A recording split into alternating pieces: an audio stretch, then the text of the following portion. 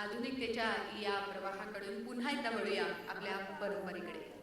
यानंतर जी रचना सादर होणारे ध्रुपद ही रचना आहे हिंदुस्थानी संगीतातली अत्यंत प्राचीन आणि गाजलेली अशी ही रचना, असा हा गायन प्रकार. आणि आपल्या समोर यानंतर जे द्रुपद सादर होणार आहे त्यात भगवान शंकराचं वर्णन सगळं केलेलं आहे. बरं, हा शंकर आहे कसा, तर तो गंगाधर आहे, नीलकंठ आहे, त्रिशूल डमरूधारी आहे. या सगळ्या वर्णनातून शंकराची आराधना या नृत्यरचनेतून सादर होते. राग अडाणा, ताल चौताल सादर करतायत प्राजक्ता आणि अपूर्वा. द्रुपद नमो शंकर महादेव.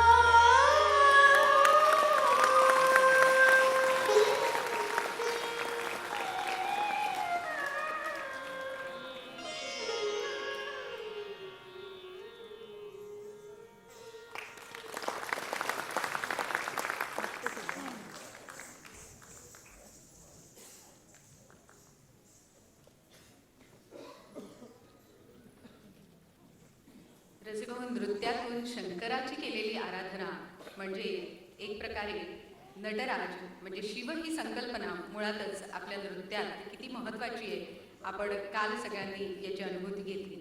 शिव ही संकल्पना महत्त्वाची आहे कारण नटराज ही नृत्याची अधिष्ठात्री देवता आणि त्यामुळेच एक प्रकारे नृत्यातून शंकराची आराधना करणं हे नर्तकांसाठी किंवा कलाकारांसाठी खूप महत्त्वाचं किंवा साधनेचा एक भाग असतो असं म्हणायला हरकत नाही.